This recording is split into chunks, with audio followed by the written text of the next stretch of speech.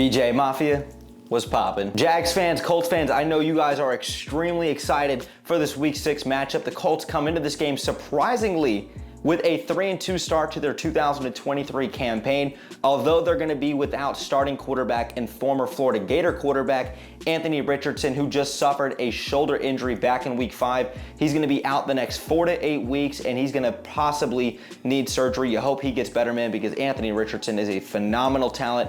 I'm extremely excited to see what he's gonna do in the NFL, because I know he's just too athletic and too dynamic to not be a great quarterback at the next level. And when you look at the Jaguars, they're coming off 2 impressive victories in the United Kingdom. They're coming back to Jacksonville to try to get their first win at Everbank Stadium this season, as they already lost to the Kansas City Chiefs and the Houston Texans at home this season. They're going to look to also continue that home win streak over the Indianapolis Colts, where the Colts have not beat Jacksonville in Jacksonville since 2014. The Jaguars currently have an 8-game win streak at home over the Indianapolis Colts. Let's look to make it 9. Minshew mania makes his return back to Jacksonville. And before I give you guys really 3 reasons as to why the Jaguars are going to win this game on Sunday afternoon, 2 things you guys got to do for me really quickly. 1, go ahead and drop me a thumbs up. It takes 1 second and it helps me in the channel out tremendously. If you guys are also new here, consider hitting that subscribe bell to stay tuned for more Jaguars content that I do here on YouTube. And you guys are probably seeing this video on a Saturday, which means I'm going to be at Raymond James Stadium working the USF and FAU football game. So make sure you guys wish me a little bit of luck, because like I said, I'm going to be busy at the game. And also, if you guys are, USF fans or FAU fans, make sure you guys stay up to date with me on a lot of analysis and the work that I do on Saturday evening. I'm sure you guys are going to enjoy that. Wish me a little bit of luck, but Jags fans, let's actually go ahead and get into today's video. Now, the first reason the Jags are going to win this Sunday afternoon is because of quarterback at the helm, number 16, William Trevor Lawrence, the prince that was promised, Jacksonville's Jesus, whatever nickname you have for him.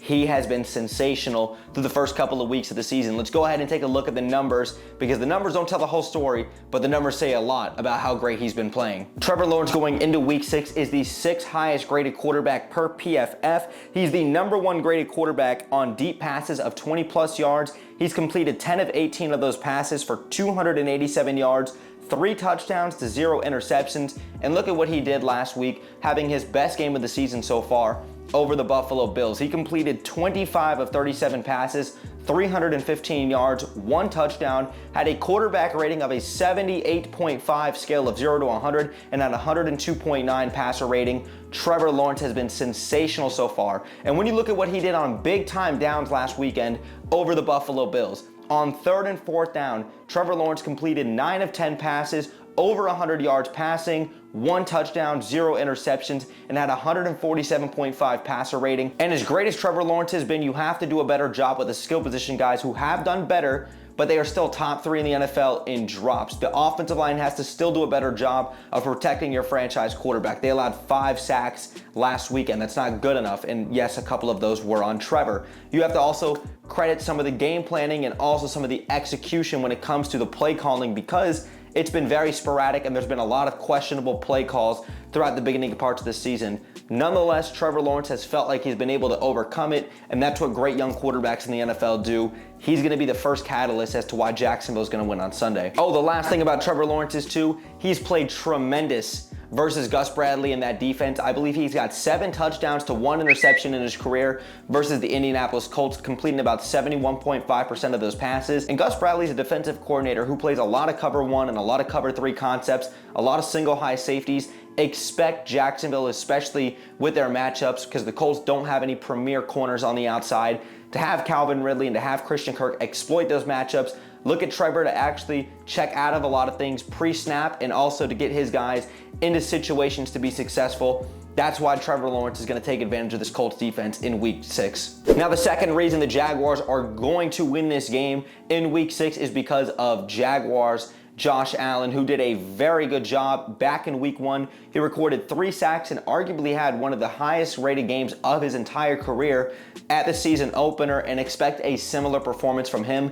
Braden Smith, the right tackle, is currently listed as questionable. He's been limited in practice throughout this week. And you just look at the trajectory of what Josh Allen's done. He's been one of the highest rated players on the defensive side of the ball for the Jaguars. this season, and he's played phenomenal. He's tied for second in the NFL in sacks. He's up there in pressures, and you consistently see how much of a disruptive force he is playing in a contract year. You've got to pay this man. This guy embraces the team, the city, the culture, and this fan base. He wants to be here, and you pay young cats like that who are good role model citizens for this organization. Josh Allen, expect him to have another big game like we saw in week 1. And the last reason the Jaguars are gonna win in week 3 is because they're playing in Jacksonville. Now, the Jaguars have not won, like I said, in Jacksonville this season so far. They lost to the Kansas City Chiefs. They unfortunately lost to the Houston Texans, and I unfortunately had to be at that game.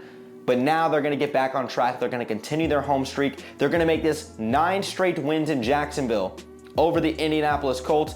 And Gardner Minshew, with all due respect to him and Minshew mania coming back to Jacksonville, he presents a lot less challenges to opposing defenses than an Anthony Richardson does. Because Gardner Minshew is just not the athletic and dynamic type of quarterback that Anthony Richardson is. It goes without being said. Playing in Jacksonville, having Minshew mania return, I'm sure he's going to get a round of applause as he deserves. And even though Jonathan Taylor's coming back in his second game back of the season, Zach Moss just came off of a big game. I expect the Jaguars defense to be able to maintain and contain a Gardner Minshew, make him beat you from the pocket, and make him beat you with your arm. And those checkdowns are not going to work for a majority of the game. Those are just my thoughts on it. The Jaguars are going to win this game on Sunday afternoon. I got the Jaguars to win over the Indianapolis Colts 34-17. I think this is going to be a great game. Jags improved to 4-2 on the season. Colts dropped to 3-3, and they sit at 500. And the Jaguars sweep the Colts this upcoming season. Jags fans, Colts fans, let me know your guys' thoughts in the comments down below. Make sure you guys also go ahead and follow me on my socials, especially on Twitter. I'm very active and I'm on there every single day. The link tree will be in the description down below, so you guys can go ahead and check that out. But thanks again for sticking around throughout the whole video. Brett James, aka BJ, I'm out, y'all. Go Jags, baby. Peace.